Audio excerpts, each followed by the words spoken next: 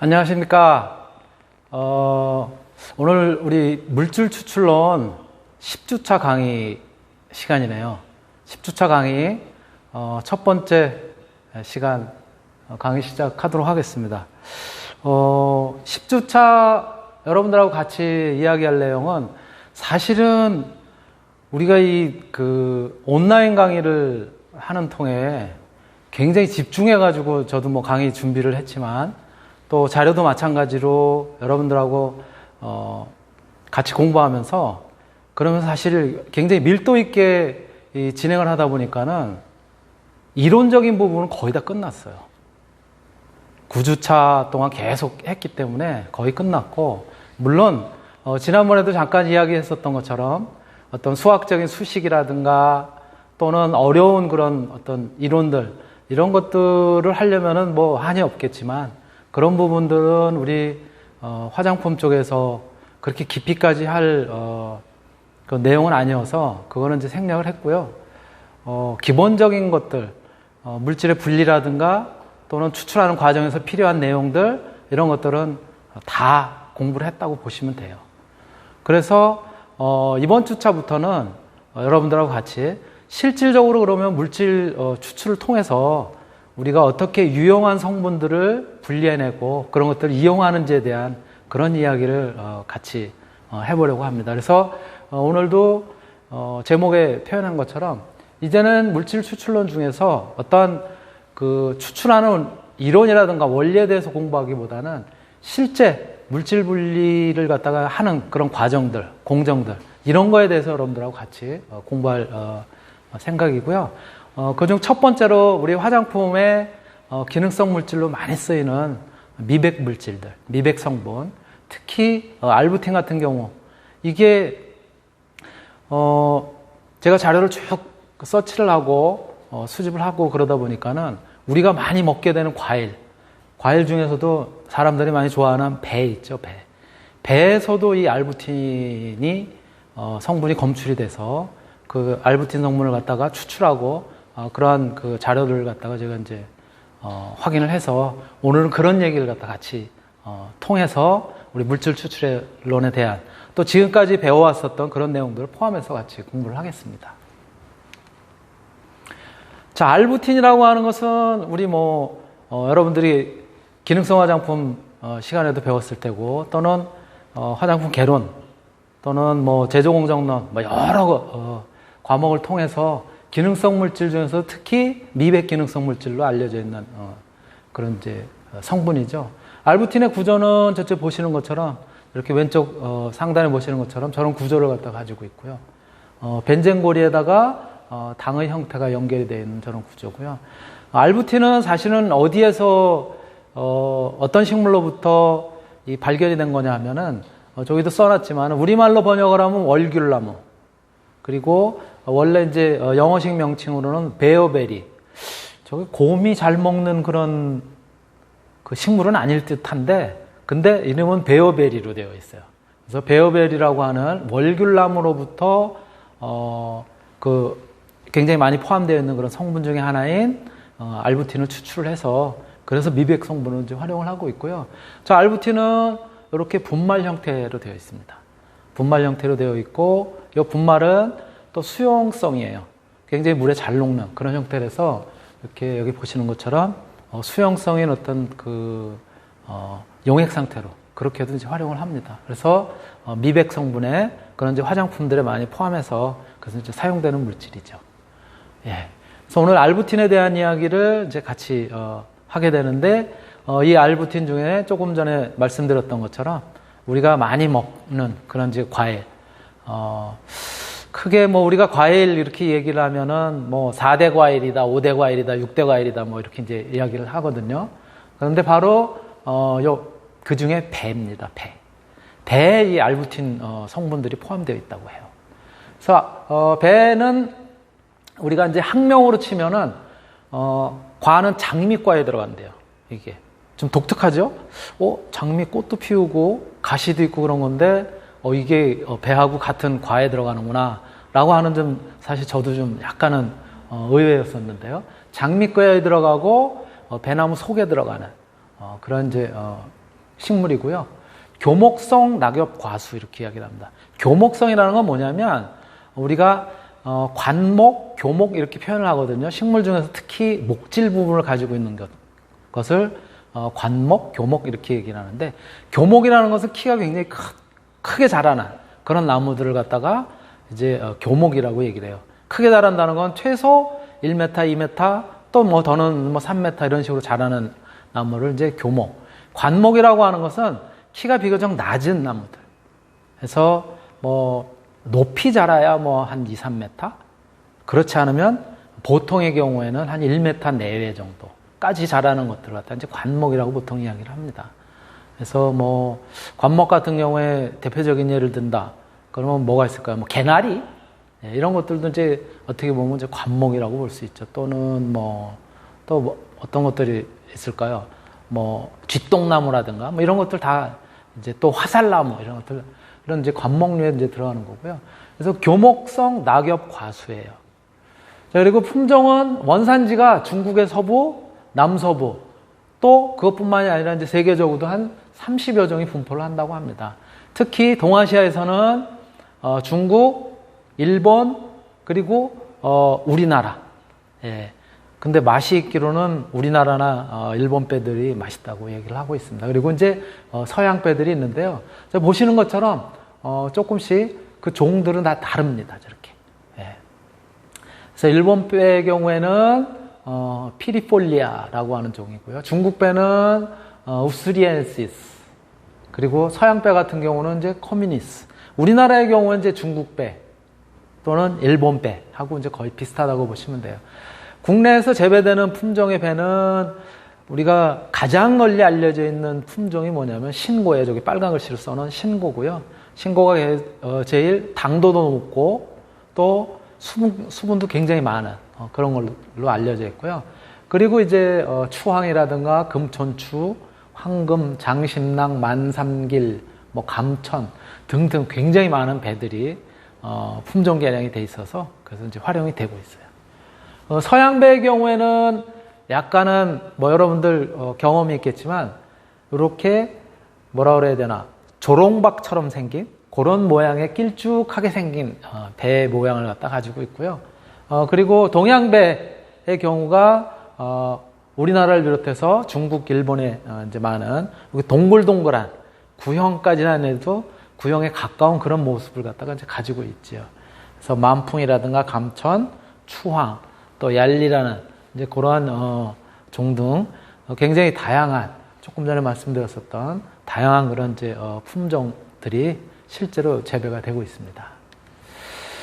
네, 우리나라에서 배가 많이 생산이 되는데, 예, 그런 데가 여러분들 뭐 많이 들어봤던 거지만 나주, 예, 전라남도의 나주에서 배가 굉장히 많이 생산이 되고 유명합니다. 예.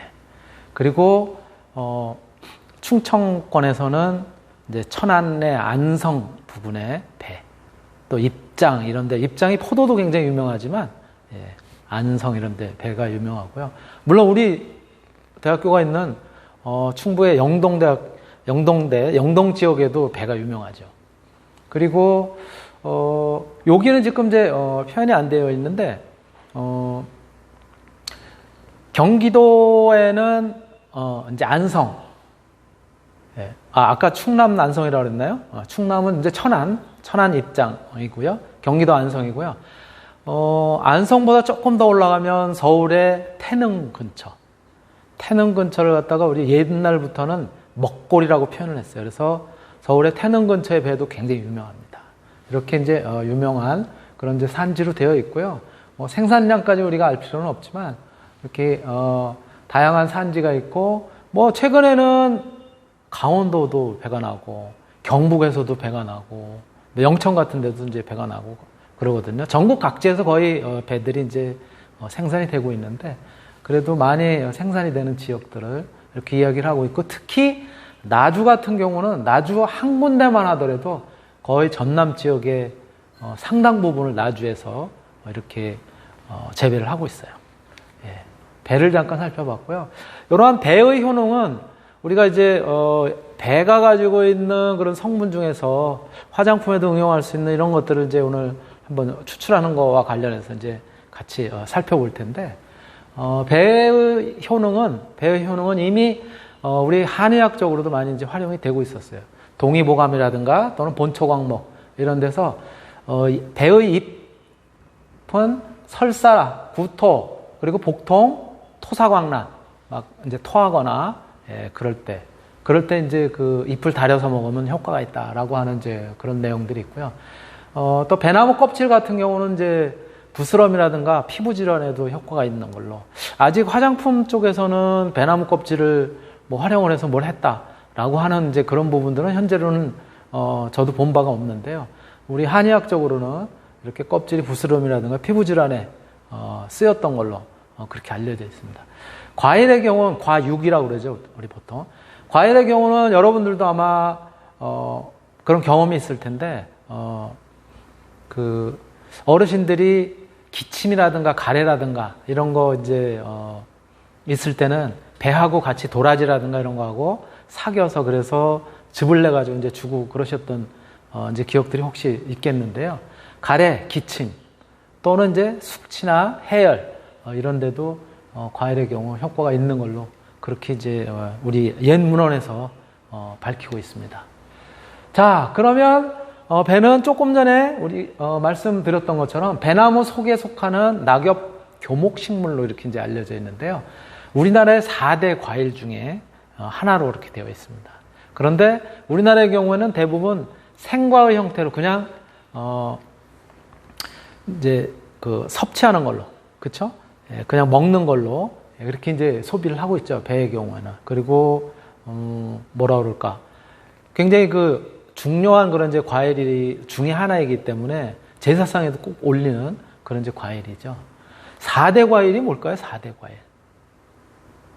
4대 과일 그러면 사과, 그리고 배, 그리고 세 번째가 뭘까요?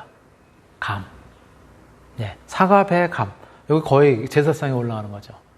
그리고 제사상에는 안 올리지만 그 다음에 이제 복숭아 또는 포도 이렇게 이제 치고 있습니다. 그 영동에는 다 이게 생산이 되고 있어요, 그렇죠? 사과도 나오고 배도 나오고 복숭아도 나오고 포도도 나오고, 요 4대 과일 중에 이제 하나로 이렇게 이제 우리가 보통 이야기를 하고 있죠. 또 이제 품종의 경우가 이제 동양배는 이제 한국배, 중국배, 또 일본배 포함해서 이제 이렇게 이야기를 하고 있고요. 우리 한국배의 경우에는 피리폴리아 속에 들어가는 그런 종에 들어가는 그런 종이고요. 중국배는 우스디슨디아디드라고 하는 이제 그런 이제 종에 들어간다고 합니다. 그래서 호흡기 질환이라든가 아까 말씀드렸던 것처럼 우리 예로부터 또 이뇨작용 촉진, 변비 개선, 숙취나 갈증 해소, 또 소화 촉진, 해열, 발암 물질을 배출하는 그런 효과로 널리 쓰여져 온 걸로 그렇게 알려져 있습니다. 그런데 이렇게 우리 동의보감이라든가 이런 옛 문헌에도 나타나 있는데 사실은 이게 이렇게 좋다라고 외국에 뭐 이제 설명을 한다라든가 이럴 때는 근거가 굉장히 부족한 거예요. 어떤 실증적인 데이터가 부족한 거예요. 그래서 과학적인 근거가 굉장히 부족한 걸로 그렇게 이제 알려져 있기 때문에 사실은 이런 부분에 노력을 과학자들이 중심이 돼서 그래서 이제 열심히 해야 될 그런 이제 필요성이 있는 것이죠. 자, 그런 차원에서 배의 유용 성분에 대한 연구를 갖다 이제 하게 됐고요. 제가 한 거는 아니고 제가 이제 자료를 갖다 쭉 검색을 하고 수집을 하다 보니까 이제 연구한 자료들이 이제 있는 거고요. 그런데 특히 이제 저렇게 색깔이 있는 과일들, 포도 같은 경우는 저렇게 이제 자주색, 안토시아닌, 항산화 성분들이 많이 들어가 있다라고 이제 이야기를 하고 있잖아요. 또 사과 같은 경우도 많이 연구가 되어 있어요. 또 뭐 저거 이외에도 뭐 이를테면 이제 뭐 딸기라든가 이렇게 이제 붉은색 계통이라든가 저렇게 자주색 계통 같은 경우는 이제 안토시아닌, 또 비타민 C 같은 이제 이런 것들이 이제 많이 포함되어 있다고 하죠. 그런데 비해서 배의 경우에는 색깔도 참 어정쩡해. 누리끼리한 게, 그쵸? 누리끼리한 게 이제 뭐 카로틴이라고 하는 그런 이제 색소들, 비타민 C 계통의 이제 그런 것들이 이제 들어가 있기는 하겠지만 색상이 비교적 약한 편이란 말이에요. 그래서 배에 유용한 생리활성 물질이 저렇게 색깔이 좀 화려하지도 않고 그러니까 없는 거 아니냐 그런 이제 생각을 갖다 이제 가질 수도 있게 되는데 그러다 보니까는 그런 선입견 때문에 배에 함유되어 있는 성분에 관한 연구가 굉장히 미흡한 것이 사실이죠. 우리 그 과학자들도 그렇고 또 학자들도 그렇고 이제 그런 부분을 갖다 이제 인식을 할 수 있는 것이죠. 예. 그래서 찾아보니까 그런데 불구하고 배에 다양한 성분들이 이미 어떤 학술문헌 이런 데도 이미 보고가 되어 있어요. 그래서 저쪽에 나타나 있는 것이 뭐냐면은 저 위에 삐죽삐죽 나타나 있는 것이 뭐냐면 우리가 앞에서 배웠었던 크로마토그래피라고 하는 부분을 우리가 물질 추출론에 배웠었잖아요. 그 크로마토그래피 중에서 특히 액체 크로마토그래피를 통해서 그래서 이제 물질을 분리한 그런 이제 분석 자료를 갖다가 이제 보여드린 거예요. 요 밑에 거는 똑같은 이제 크로마토그래피 자료인데 위의 경우에는 검출기, 검출기를 바로 배가 포함하고 있는 성분들을 잘 검출할 수 있는 그런 파장에 맞춰서 이제 분석이 된 거고요. 밑에 경우에는 이제 파장의 크기가 비교적 큰, 그래서 우리가 요 물질들도 이제 다 이제 분석은 이제 되는 것들이지만은 이렇게 파장을 달리해서 그래서 이제 분석된 자료입니다. 그래서 위에 거 HPLC 데이터 중에서 280 나노미터의 검출기 그 파장을 갖다 맞춰가지고 분석한 걸 보시면은 저기 첫 번째 나오는 피크가 바로 알부틴이에요. 알부틴이 바로 미백 물질이죠. 미백 기능성 물질. 그 다음에 8번째 나와 있는 저 피크 같은 경우가 클로로제닉 산이라고 하는 이런 물질이고요. 그 다음에 13번째가 파라쿠마린 산. 쿠마린은 아마 들어본 적이 있을 거예요. 쿠마린은 여러분들 이제 향료학 시간에 배웠었던 것처럼 향료에서 많이 등장하는 그런 물질들이에요. 이런 것들이 이미 그 분석이 돼서 보고된 바가 있고요. 5번 동그라미는 안 쳐놨지만은 저것도 이제 알부틴의 유도체들 이런 형태인 거예요. 그래서 이렇게 다양한 물질들이 여기 이제 플라보놀, 글리코사이드라고 하는 이런 이제 물질들 같은 건 이제 약간 이제 우리 배 독특한 향을 가지고 있잖아요. 이제 그런 물질들에 이제 들어가는 거기도 하지만은 이렇게 굉장히 그 다양한 물질들이 이미 그 연구자들에 의해서 보고가 된 바가 있어요. 이것이 이제 사이언티아 호르티컬처? 저거는 영어가 아니라서 저도 정확하게 읽을 수가 없는데 이미 2006년에 저러한 이제 그 분석 결과를 갖다 이제 보고한 바가 있어요. 그래서 이렇게 다양한 성분들이 배에 포함이 되어 있다라고 하는 것들을 갖다 이제 알 수 있었죠. 그래서 요 배에 함유된 기능성 성분을 추출한 다음에 다시 이제 정제를 하고 또 단일 성분으로 분리하는 거죠. 단일 성분으로 분리한 다음에 그 단일 성분이 무엇인가를 갖다가 구조를 결정하는 이런 방법을 통해서 배의 유효 성분에 대한 데이터베이스를 구축을 하고 또 거기에 대한 이제 케미컬 프로파일들, 케미컬적인 그런 데이터들을 이제 확립을 하고 그렇게 함으로써 배의 생리 활성을 평가를 하고 또 배에 대한 품질 평가도 하고 관리 기준도 이제 확보를 하고요. 더 나아가서는 이제 뭐냐면은 우리가 식용으로 쓰는 거지만은 그 식용으로 쓰는 그런 이제 과일뿐만 아니라 그런 식품류들 이런 것들에 대한 기초 자료도 확보를 하고 또 더더군다나 이제 배는 과일로 우리가 이제 활용을 하고 있으니까 외국에 수출하고 이럴 때도 이제 홍보 자료라든가 또는 근거 자료라든가 이런 것들로 이제 활용을 할 수 있는 그런 이제 좋은 그런 계기가 되는 것이죠. 예, 그런 차원에서 이제 배 과피를 갖다 통해서 추출물을 갖다 이제 얻는 그런 이제 실험을 하게 됩니다.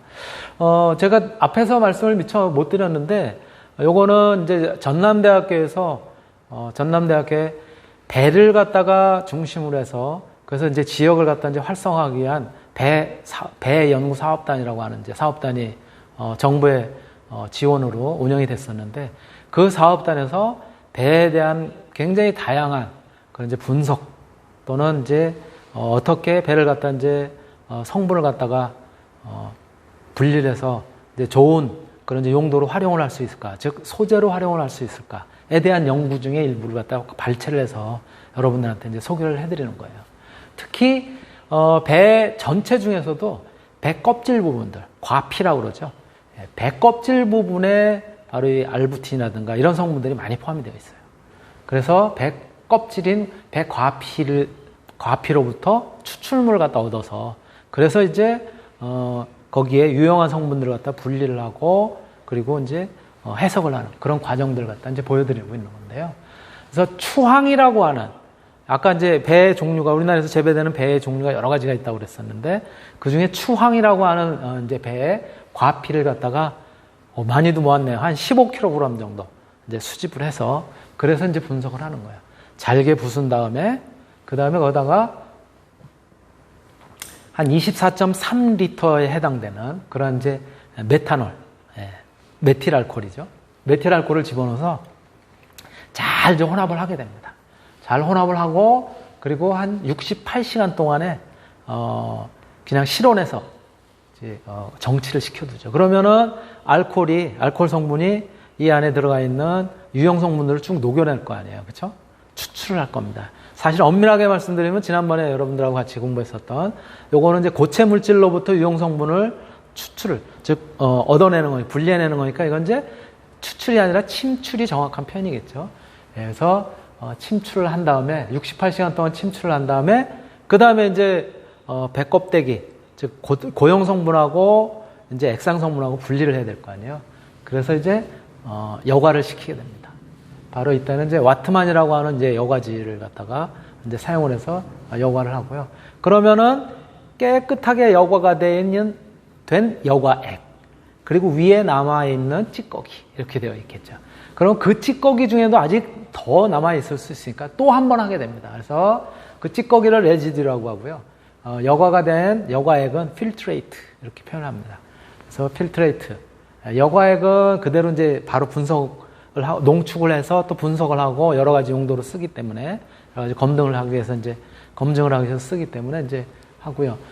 남아 있는 찌꺼기에서도 다시 메탄올을 갖다가 다시 10.5리터를 더 집어넣어서 다시 한번 곱게 혼합을 한 다음에 이번에는 이제 45시간 한 이틀 정도 정치를 시켜서 그 안에 남아 있는 것들을 갖다 다시 이제 침출을 해내는 거죠. 그래서 다시 이제 분리를 해서 거기에 여과액은 앞에서 우리가 얻었었던 첫 번째 여과를 통해서 얻어진 거하고 합해서 그래서 이제 그 다음 공정으로 가고요. 그리고 이제 찌꺼기는 2번 우려냈으니까 이제 찌꺼기는 이제 버리게 되는 거죠. 이렇게 얻은 여과액을 이번에는 이제 농축을 시키게 됩니다. 농축을 한 38도씨 정도로 농축을 갖다가 이제 꾸준하게 이제 농축을 시키게 되는 거죠. 그래서 농축액을 얻게 되는 거예요. 농축액을 우리가 concentrate라고 얘기를 하고요. 이렇게 얻어진 이제 농축액이 당초에 15kg의 배껍질을 가지고 이제 시작을 했는데 농축액으로는 3.7kg 정도 농축액을 갖다 이제 얻게 되는 거죠. 바로 이렇게 이제 얻어진 거를 가지고 우리가 그 다음에 이제 지속적으로 이제 분석을 이제 하게 되는 겁니다.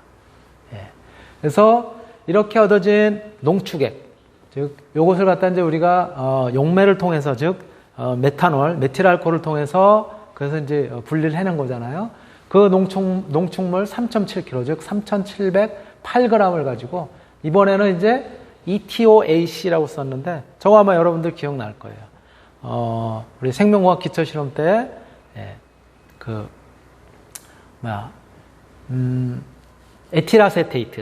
에틸아세테이트라고 하는 여러분들이 그러니까 이제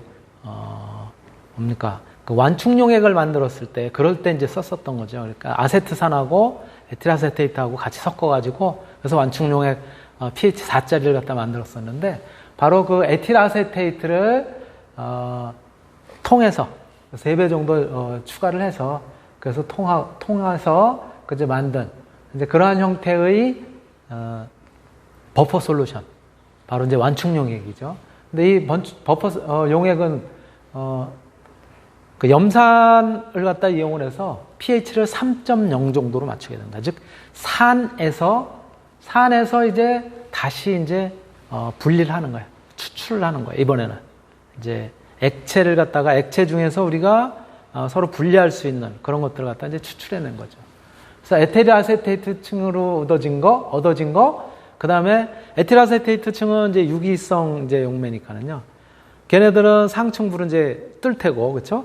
그 밑에는 이제 물하고 같이 섞어서 했으니까는 물에 녹아서 이제 나오는 것들. 그래서 물에 녹아서 나오는 것들은 대부분 당류라든가 아미노산류고요. 그 다음에 에틸아세테이트층으로 이제 들어가 있는 것들은 요것들은 이제 약간의 이제 유기성 성분을 갖다 이제 가지고 있는 것들이에요. 그래서 이러한 녀석들 갖다 이제 분리를 해내게 됩니다. 그래서 분리를 해내게 되고요. 그리고 또 그렇게 에틸아세테이트층을 다시 이번에 또 한 번, 에틸아세테이트를 갖다가 또 물킨 요거하고 섞어가지고 그래가지고 이제 다시 이제 또 분리를 하게 되죠. 그래서 다시 한번 이제 수상층하고 에틸아세테이트층을 또 한 번 이번에는 이제 수산화 나트륨을 이용을 해서 그래서 pH를 12까지 올립니다. 이제 알칼리성에서 다시 이제 분리를 하는 거예요. 그래서 알칼리성으로 이제 분리를 해가지고 또 이제 얻게 되고요. 에틸아세테이트층을 갖다 이제 얻게 되고 이렇게 해서 수상으로 얻어진 녀석은 F. 그리고 여기에서 이제 에틸아세테이트층에서 얻어진 녀석은 E. 그리고 이 액상 중에서 다시 이번에는 또 이제 그 염산을 통해서 그래서 이제 산성으로 다시 이제 또 낮춘 다음에 또 분리된 녀석은 G. 그리고 제일 처음에 얻어진 것 중에 그 수상층은 A. 그리고 부타놀로 다시 분리를 한 녀석은 B. 또 두 번째 얻어진 것 중에 그 수상층은 C. 그리고 에틸아세테이트층으로 얻어진 거는 D. 이런 식으로 A, B, C, D, E, F, G라고 하는 이런 7가지 시료를 갖다 이제 만들게 되고 그 시료를 갖다 이제 다시 분석을 하게 되는 거죠. 분석을 함으로써 이제 우리가 거기에 어떤 성분들이 얼마나 들어가 있는지 이런 것들 이제 분석하게 되는 건데 시간이 꽤 지났네요.